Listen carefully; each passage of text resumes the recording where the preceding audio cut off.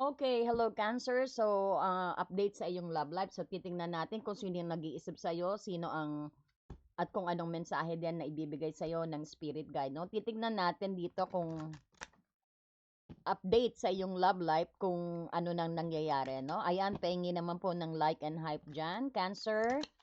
Ayan, at marami pong salamat sa pagsuporta sa Happy Angel Reading. So, tignan natin kung anong energy ng persons na naghahanap sa'yo, no? Okay. Um, Sino po itong taong ito na nag-iisip kay Cancer? Oh, may new beginning, liberations, reborn, transitions, may tragic ending. Medyo hindi maganda ang pagkakahiwalay ninyo o ang separations ninyo dalawa, no? Paradise. Pero nakita natin dito, no? Marami kayong pinagsamahan na masaya. Siguro talagang ex mo rin itong persons na nag-iisip sa'yo. No? Ayan, he's very happy being with you. Nakikita natin na ang saya-saya niya. Unconditional love, self-love, wholeness, affections, attraction. Parang I could see here na this person's may new beginning kayo, no? Kumbaga, andiyan dyan yung medyo hindi maganda ang inyong pagkahihiwalay or ang bakit kayo na parang nag-silent na pareho. No, pero beyond that, makikita mo rito na he's very happy being with you. Nakikita niya very playful ang persons na to. Nakikita ko na I could feel na very playful.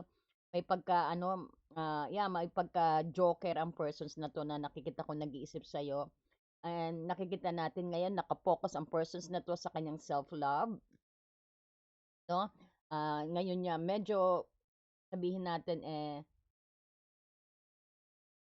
this person's ano no, parang binigyan ka din siya na binigyang pinaramdam din niya na talagang mahal ka niya. So, ngayon parang nakikita natin is nasa time of healing siya. So, ang persons mo, actually, itong taong ito, masakit pa rin ang inyong paghihiwalay. Pero umaasam siya ng new beginning sa inyong dalawa. Medyo ang persons na to, hindi maganda ang, sabihin natin, hindi maganda ang paghihiwalay ninyo o ang ending ng inyong relationship, no? Pero nakikita natin masaya siya dito and very joyous ang persons na to. I wanted to clarify kung anong past ninyo, no? Let's see ang past nga ni Cancer dito to this person, sa persons na to. Cancer, this is what we have for Cancers. Guide. Ano tong past nila? So, okay lang po ba tingnan natin ang past ninyo ng persons na to? Oh, so medyo ano, siguro nakita natin, medyo may pagsisinungaling, hindi kayo medyo balanse, no? Yung previous ninyo, hindi kayo parang parang hindi kayo give and take energy na nakikita, Six of Pentacles, at saka parang ito yung naging blockage ninyong dalawa, no? Parang you don't speak the truth, hindi kayo nagsasabi ng totoo sa isa't isa, answer, or sabihin natin, may konting pagsisinungaling na yan, it's either siya o ikaw, no? So, yan ang naging reasons ng inyong paghihiwalay na nakikita ko rito. Alas more, medyo ano, hindi kayo balanse, no? Ayan, some of you din naman sabihin natin, naimpluwensyahan. Ang past nyo parang naimpluwensyahan ng sabihin natin ng mga kaibigan around Silker o masyado siguro ang persons mo rin nakikinig sa mga sabi ng mga friends kaysa sa seryosong usapan ninyong dalawa, no? Parang sabihin natin na medyo ang persons na to is ano siya, no? Parang siguro mahilig sa socialite. It's either na going to the bar, mahilig sa inom, maraming kaibigan, na medyo siguro yan din ang naging ayaw mo, Cancer, dito sa persons na to. Kasi nakita natin is, pero ngayon nakita ko na ang realizations niya dito, no, Cancer, na parang napagtanto niya na, no, meron siyang ano, nakikita niya mas masaya siya talaga, no? Pag scapegoat niya lang yung paglabas-labas sa kaibigan. Pero nakita mo, naging ampas ninyo, naka-influence sa mga dating kaibigan din, sa mga siguro bisyo, mahilig uminom, no? Para kaya siguro tinalikuran mo rin 'to, Cancer, no? At saka medyo may pagsisinungaling tayong nakikita rito at hindi balanse ang nakikita kasi ang ina-advise dito, medyo sa true balance, no? At saka kasi ang Ace of Swords, speak the truth, no? Ibig sabihin, ah, o ikaw din siguro hindi mo sinasabi ang totoong nararamdaman mo sa kanya na galit na galing ka lang, bigla na lang parang nag ano, no? bigla na lang nag-break ang ano mo 'no, parang hindi ka na makatiis saka ka nakapag-ano, nakapag-decide na putulin na rin ang relationship na 'to 'no, that's how I feel here. So 'yan yung nakikita natin sa past mo. Tignan naman natin ang bakit kanya iniisip ngayon 'no, bakit po siya iniisip ngayon, let's see. Bakit po siya iniisip ngayon? Bakit iniisip si Cancer ngayon? Nasa tower moment. No? So, ika-clarify natin yung tower moment. Bakit po siya iniisip ngayon? Tell us more, Spirit Guide. Nagja-juggling siya. Gulong-gulo ang isip niya. Cancer. Ayan, napagtanto niya na ikaw pala. Na kumbaga parang dito parang ibubuwag ang mga kaibigan. Siguro napagtanto niya itong mga kaibigan na 'to, mga pasaway 'no, kaya nasira din. Ngayon nagkaroon siya ng realizations, kaya din nasira ang inyong pagsasamahan 'no, because of this. Ito yung reasons 'di ba, bakit kayo nagkahiwalay, nagkaano, and then binuwag 'yan 'no, this is inevitable. Kailangan may ano, parang divine interventions dito when you have the tower 'no, na para kasi siguro i-a-align kayo. Pero after ng tower moments na 'yan, so gigibain itong ano, itong past 'no, itong mga kaibigan, baka napagtanto niya na hindi maganda dinulot ng mga kaibigan, nakinig siya masyado sa mga kaibigan or sabihin natin sa mga nakapaligid sa kanya, sa mga tsismis, nakinig siya, na nagpaapekto siya 'no. Mas pinahalaga niya ang kaibigan or other persons o sabihin natin yung ka-socialite niya sa space niya 'no. Ayan, binuwag ng may ano, kailangan para magbago. Hindi natin maiwasan ang tower moments na 'yan 'no. So ngayon nakakaranas siya ng ganyan. May divine intervention. Ito rin yung sinasabi natin na kailangan mabuwag 'yan para sa bagong new beginning. Kaya ito yung sinasabi na new beginning ng spirit guide sa'yo, no? New beginning, liberations, may reborn. Kumbaga, may transition siya, no? Ang persons mo parang nag-undergo ng realizations ngayon. Pero after pa rin ng tower, hindi pa ganyan bigla-bigla siyang parang nasa right of mind na babalik siya sa'yo kaagad. Pero iniisip ka niya, ha? Nag-ano siya, nag-iisip siya rito, nagja-juggling siya, pupunta na ba ako? Pero na-realize niya na ang lahat, ang cause ng inyong separations or ang cause ng magulo o kung if ever na hindi pa kayo hiwalay, no, kumbaga ito ang cause, no, kumbaga may ano lang kayo, may tampuhan o disagreement at this moment, na-realize na ng persons mo na kailangan niyang lumayo sa space o magbago ng spasyo, maglinis ng spasyo niya. So yan, nasa tower moment siya.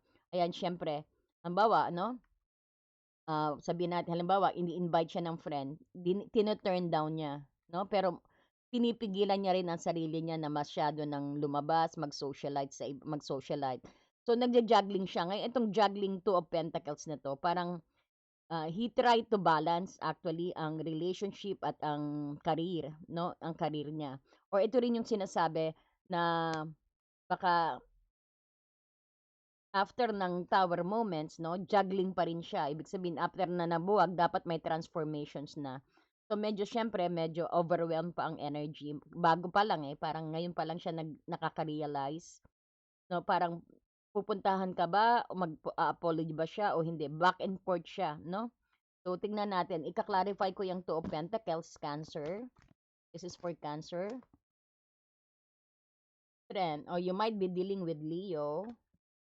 At Scorpio rin, because we have the tower dito, transitions, death energy rin, parang tingnan. And then we have Pisces, Cancer, Scorpio, Aries, Leo, Sagittarius, Taurus, Capricorn, Virgo, ano, no?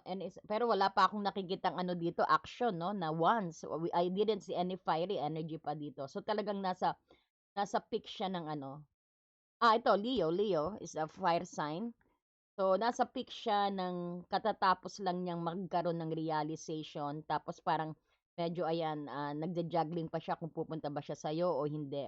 The strength, ito yung respect. Kumbaga, nire-respect niya ang spasyo mo ngayon eh. No, Cancer? Parang nire-respeto niya ang space mo ngayon na para pagdating niya, kaya pa rin siya nagsa-silent at the moment para pagdating niya, maging maayos ang lahat, no? Which is the strength dito. Ito rin sinasabi na alchemy kasi ito na no? Yung, tsaka patience din. So, medyo Andiya diyan yung patience na sinasabi na calm, 'no, na ibig sabihin imbis na itong pagja-juggling niya hanggang maging calm siya rito sa strength, 'no, that's the time na he will na nag-breakthrough siya, 'no? Okay, tingnan ko nga ang feelings niya sa'yo. Let's see ang feelings niya sa'yo, dagdagan pa natin ang feelings niya sa'yo, 'no? Ang feelings ni person Sky Cancer. Ayan, he wanted to offer love. I told you. The world, hangman. So talagang pinost niya. Pero ang feelings niya sa iyo rito, no, having the Ace of Cups, the world, and hangman.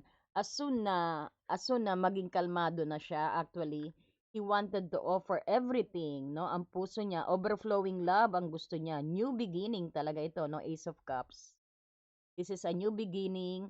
Parang ang actions na ibibigay niya rin sa'yo parang bago sa paningin mo na parang hindi niya kayang gawin. Pero parang he will prove something to you na para makabalik sa'yo. And alam niya na this is the world, no? Parang something has need to end. Ito nga, may tower dito. Ito yung end, tapos panibagong ano, no? Panibagong chapter ng inyong relationship. And then, yan ang pinag-iisipan niya. So, ang feelings niya, pinost niya muna, pero ang plano niya maganda. No? So, talagang hinihil niya muna ang sarili niya. O sabi natin na parang nasa peak nga siya nito, no, at nagja-juggling. Kumbaga, until na maging calm siya. Kasi very aggressive to. Nagja-juggling tower moments, tapos after ng tower moments, juggling pa rin siya. So, medyo aggressive ang dating. Kaya lumabas ang strength, dalayo. No, ang strength, ibig sabihin, ito yung kalmahin, di ba? Tiger, as you could see here dito, may tiger dito na ikakalm niya, no? Very strong energy ito na nagiging aggressive because of this energy, tower at saka two of pentacles na hanggang maging kalmado siya, hanggang ma-tame siya, mapaamoy itong layon na to, no? That's the time magti-trigger itong Ace of Cups at the world. Kumbaga lalabas. So ngayon, after niyan saka siya magpo-pose uli, no? Parang ganyan ang style ng energy niya. Pagkatapos na nakita niya na kalmado na siya, at least may realizations na siya, na iwasan niya na yung mga previous na blockage ninyo.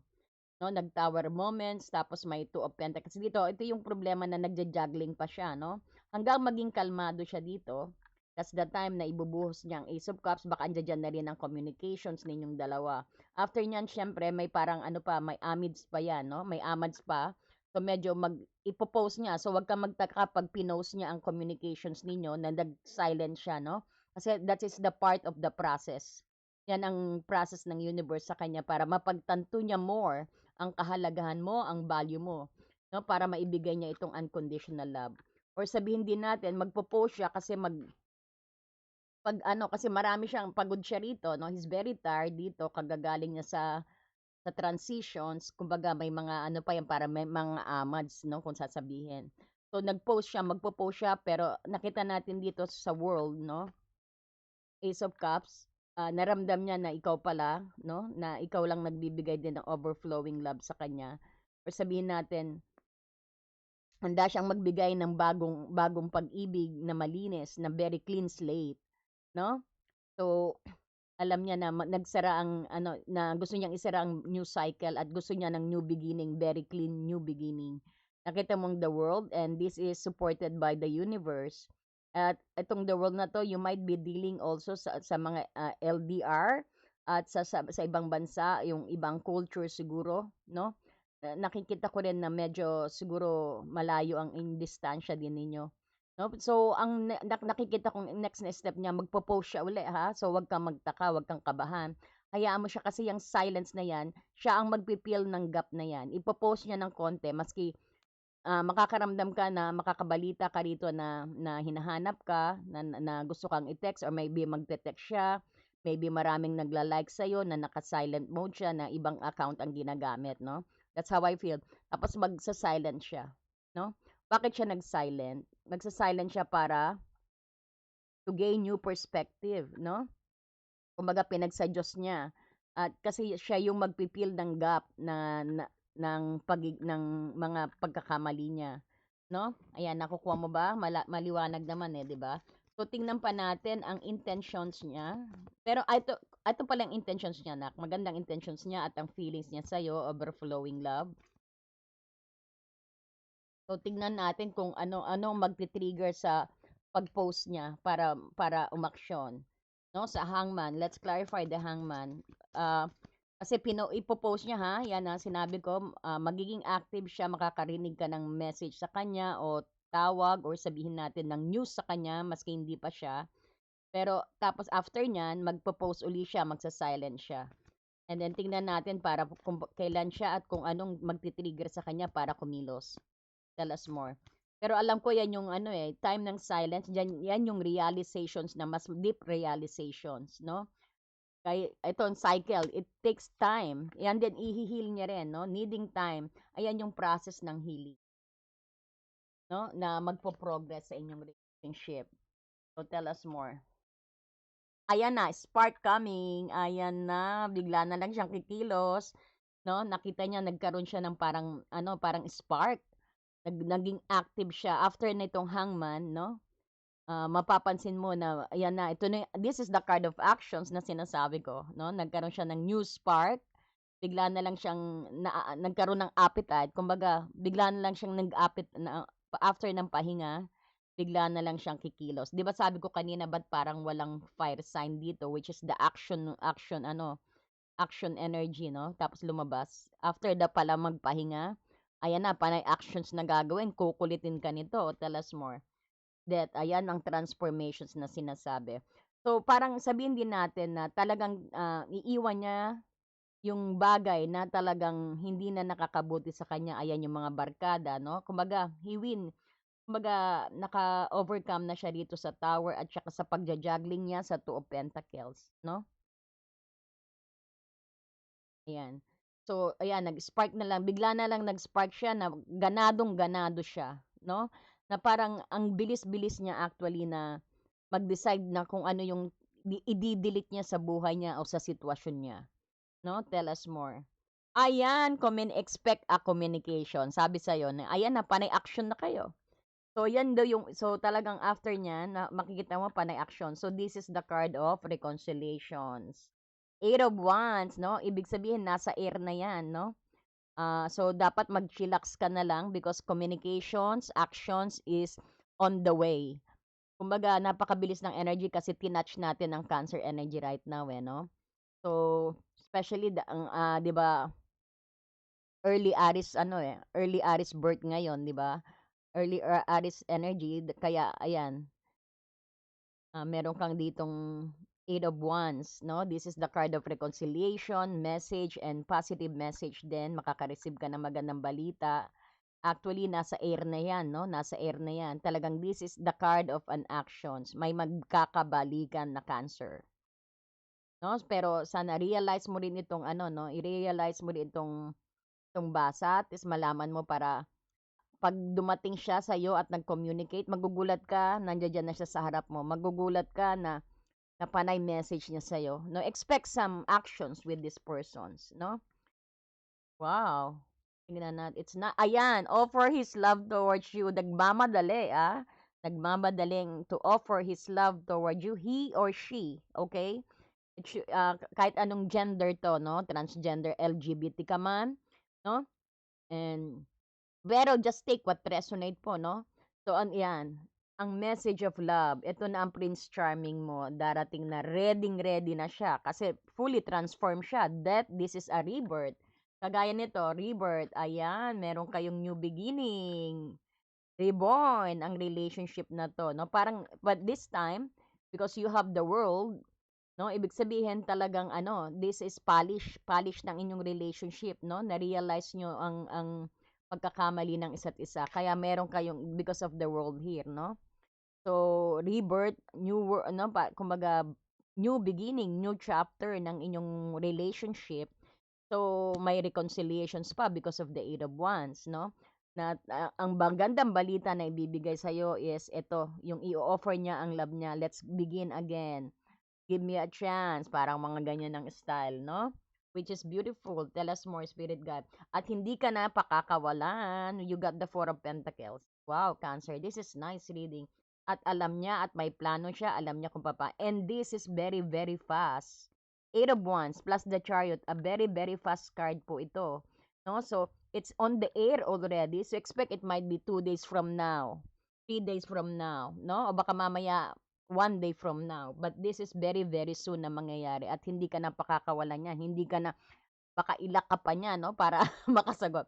Parang, kasi nga, nakita natin dito ang energy na mahal ka rin ng persons na, no?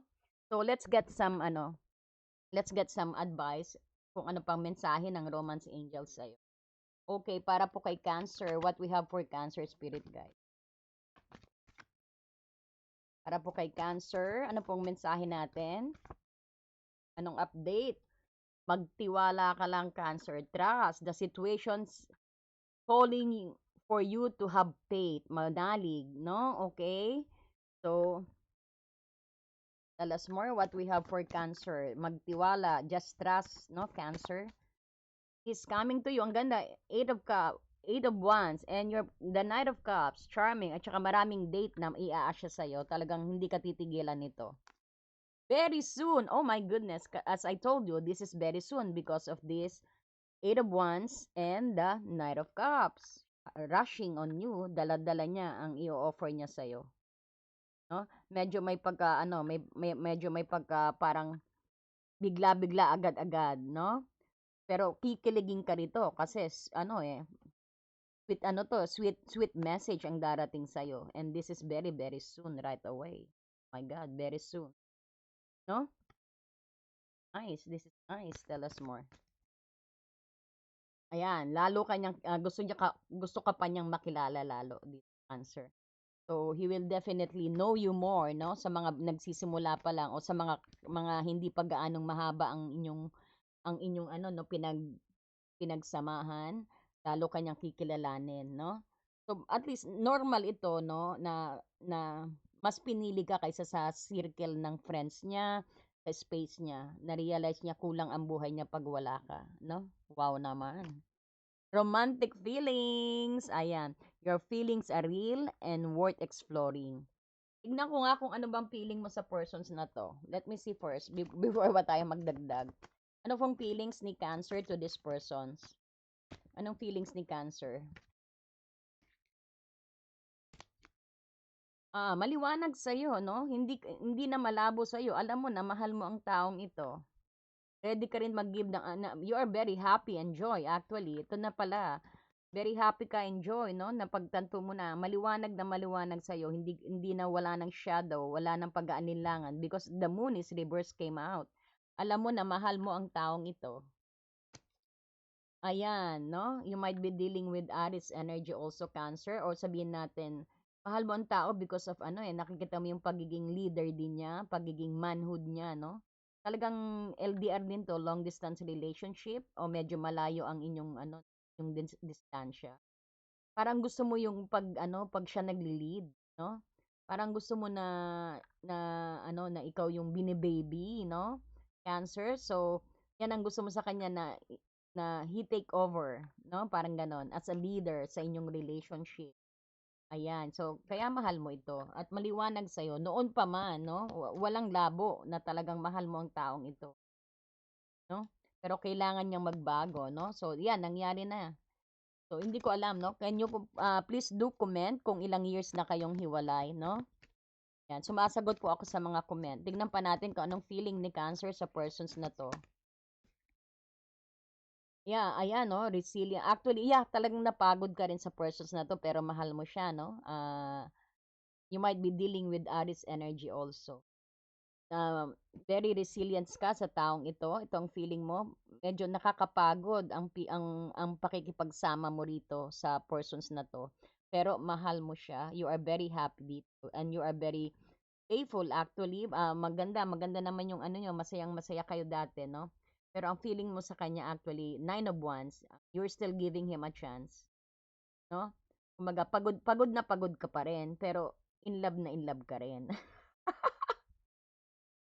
Ayan, so alam mo maraming kakompetensya, no? Parang kasi sabihin natin, gwapo to at saka gwapita, di ba? So nakikita natin although na maraming competition sa persons na 'yan, pero you are fighting with this, no? Maraming internal struggle. Parang tingin mo, nararamdaman mo, feeling mo na ang bagal-bagal ng usad ng parang ang bagal-bagal ng relationship ninyo.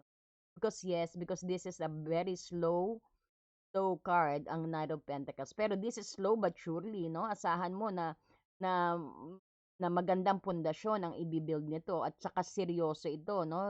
Reliable ang taong ito, handang mag-commit once na magkaroon siya ng enlightenment dito, once na matanggal niya ang tower at juggling, once na maging kalmado siya, no? Maibalik niya ang dati niyang lakas, Cancer. This is very nice, no? So, ayan. Pengi naman po ng like and hype dyan. Sana po nagustuhan nyo ang ating reading. Ayan, no?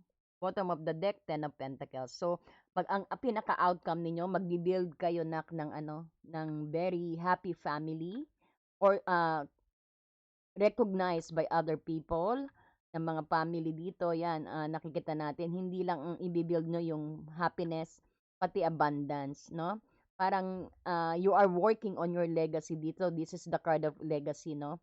Hindi lang panay love, pero makikita mo rin dito yung overflowing na abundance, no? Especially pag nagsama kayong dalawa, no? Hindi lang panay romantic, hindi lang panay happiness, pero makikita mo na overflowing din ang inyong abundance, no? So magiging successful kayo. Parang nakikita natin na mag-iiwan kayo ng tatak sa inyong family, no? Judgment. Yes, siya na nga, kumbaga, siya yung pwede natin sabihin na kailangan mo rin this is a making a decision. This is a rebirth, this is a reborn energy, no? The 20, itong judgment, this is major arcana, no, na parang you need to decide then, no? You need to decide then for yourself na if na to give this person a chance na maging Ten of Pentacles kayong dalawa. Because you have here the judgment. Ibig sabihin, baka ikaw na rin ang pinaka-last niya. Baka ito na rin ang last na relationship mo. You are actually going to, na mag-decide ka rin na lumagay sa tahimik. And your person seeing you na ikaw din yung sa future niya, no? Nakikita din niya na ikaw din ang magiging last niya rin dito. Wheel of Fortune, tignan mo, panay positive ang dumadating sa'yo. This is karmic, parang divine timing. So, this is the right time daw na ayusin ang inyong relationship. And this is a positive outcome. Wheel of Fortune plus Ten of Pentacles, oh. Ng teteng, oh. Hindi lang pala kayo, hindi lang panay love-love, no? Nakita natin, this is nag-a-align kayong dalawa. This is a divine timing na this is the right time na ayusin ang inyong relationship. But always remember, you have your own free will. No? Parang this is a timing, no? Nakikita mo pa ang Wheel of Fortune, parang grab this opportunity or grab this relationship or work on this relationship ang ina-advise din. No? Dahil siguradong may Ten of Pentacles. Parang sabihin din natin na this relationship is divinely guided, Cancer. No? So it's up to you to work on this relationship. Kailangan din ng konting pasensya at maging kalmado, no? Kahit sabihin mong matagal, pero you are building your legacy dito. You are building Ten of Pentacles. Kahit sabihin talagang parang tingin mo, no, nakakainip ang propose niya sa iyo, pinag-aaralan niya, no? Kasi gusto niya magkaroon ng Ten of Pentacles. At yan yung nasa through divine timing, no? At nakikita mo, this is also a good outcome, positive outcome is coming to you sa inyong dalawa, sa inyong relation. So, ayan, saan ka pa? Sana all, no? Maganda. Medyo top ang pinagdadaanan ng persons mo, so intindihin mo yan. Pero everything's happened for its reasons, no? So, pero you have your own free will, no? Na kung you will welcome this relationship again, ikaw pa rin ang ikaw pa rin ang magde-decide dito, no? Ayan, so, if you want to do some pre-recorded reading po, no? I-message niyo po ako. Bakit lumalabas ito? O hindi siya makatulog ha, gumugulo ka sa isip niya, baka iniisip niya meron ka na. Tumambag. Ayan. O napakaliwanag po ng ating reading, no? So sana nagkaroon kayo ng kaliwanagan din, no? And just take what resonate. At mag-iingat po kayo. Thank you so much and God bless you. Ayan. Thank you, Cancer. Dear friend, have you ever felt so stuck, hurt, or hopeless that you knew something had to change, but you didn't know how things would work out? A time when you could have really used more insight and guidance, or at least a new way to nurture yourself and bring a little more peace into your life. We all struggle with our own issues, self-defeating patterns, and conditioning, all of which color our views of ourselves and the world, whether we're aware of it or not. Add in the chaos of modern life, and it makes sense that you might not know what to do, where to turn, or even what's holding you back. But what if you had a tool that could help you not only relieve stress and anxiety, but also help you focus on self-care and get clear on what blocks your way to living the life you truly want and deserve? In HAR, everything will be revealed to you. In HAR, you will be inspired, enlightened and empowered. Mahal kong kaibigan, naranasan mo na bang mapagod, nasaktan, o nawalan ng pag-asa na alam mong may kailangang baguhin, ngunit hindi mo alam kung paano mangyayari ang... Dear friend, have you ever felt so stuck, hurt, or hopeless that you knew something had to change, but you didn't know how things would work out? A time when you could have really used more insight